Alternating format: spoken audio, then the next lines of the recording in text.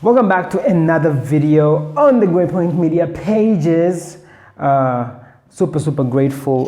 Sitting on the floor here at home recording these videos for you. But I wanted to get into a very interesting topic that has been close to my heart for a very long time. And I was having a discussion with a friend of mine, Suna Ronald. I think this was like 2 days ago, and he's about to relaunch his second season of his podcast, and we'll bring out this topic, and it's the topic of this video, is there a future for podcasting in Africa?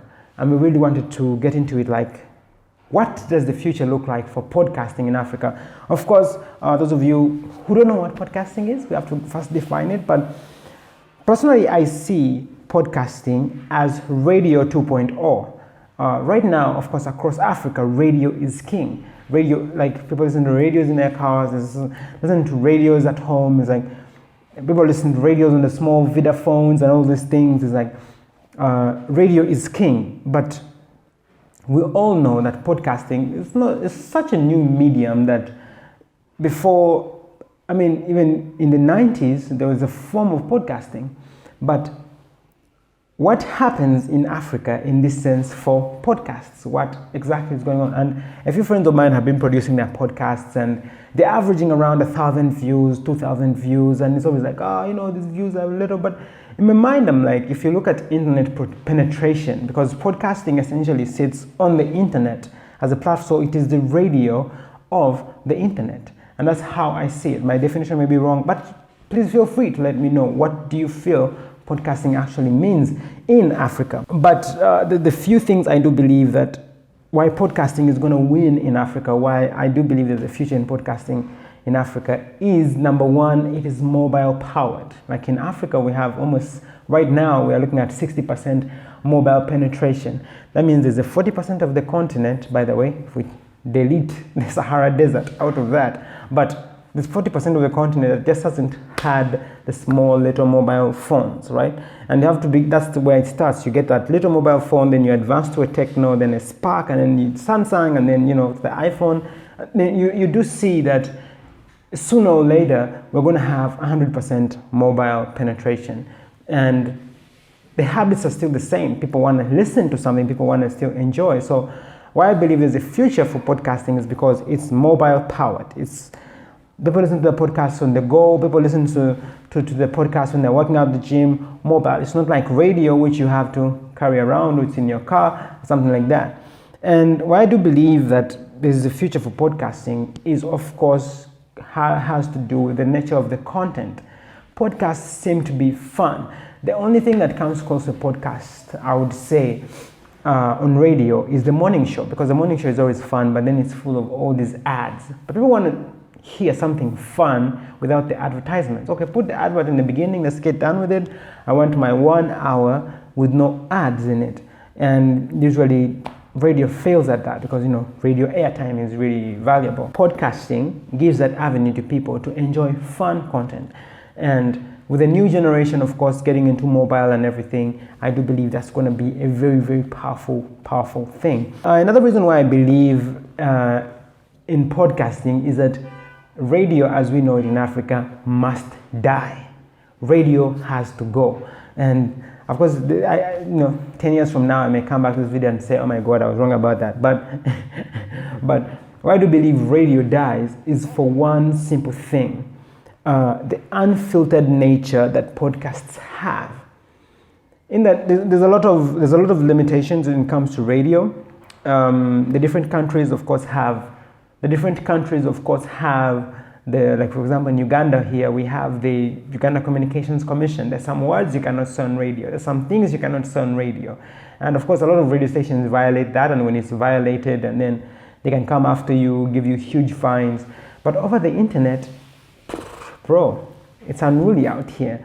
And a very good example I can give you is, this is a friend of mine, Tina Fierce. She used to work for a very big media company here in Uganda called the Vision Group. And she said some few things about some, prominent people, and she was struck down. And I think they imprisoned her, but they shout out, Tina, you're doing great work on YouTube. But she transitioned her show. They fired her from the show on the airwaves, and of course that is TV. But she transitioned her show onto YouTube. And me, I see her show as a podcast. I look at it like a podcast because she's unfiltered. She's speaking her mind the same way she's speaking on TV. And it has been really, really amazing how she's broken through all these barriers. And because of that unfiltered state, the real thing, people want to watch the real thing. I mean, she's averaging around 20,000 views on YouTube. And of course, when you look at the audio platforms, I do think she could be doing even bigger numbers across the different audio platforms if she's able to take that into. So, Mentina, hit me up. Let's distribute your podcast. But to me, what stands out is that whole perspective is that unfiltered, real. People want to feel something real. And radio and TV tend not to provide that because of the mass communication nature that was built on that. Another reason why I think podcasting has a future, it is easy to produce. It has a low barrier of entry. I mean, we're doing, let's say, my podcast, and we're doing the Navrev podcast at home, at home. And if you listen to it, of course, you may think this is being produced by, a very big studio, but we're doing it all at our home, in the comfort of our homes, because it's a lockdown, and the podcast is sounding great. It's amazing. So that low barrier of entry, all you need is 3 mics, a sound card, and your laptop, and boom, you're good to go. If you can add a video element, it becomes even easy. So that makes it have a potency of being something really, really huge in Africa. And of course, the last point to me is what always stands out is there are no gatekeepers. There are no gatekeepers now, because you can produce your podcast in your home, buy some internet, and upload it to Apple Podcasts, Spotify, Google Podcasts, and there you go. You are now speaking to the world. So what now matters is, of course, your content has to be fun, your content has to be nice, it has to be great. And to me, I just feel like with no gatekeepers, like how radio is, like how TV is, it just means that the potential for this to grow is enormous, is big. And if you are doing podcasting, I would really love to hear from you. So maybe you can, click the link in the description below. Tell us about your podcast, what's your podcast about, what are the biggest challenges you're facing, because we are really trying to build, we're really trying to build a sort of like a podcasting network.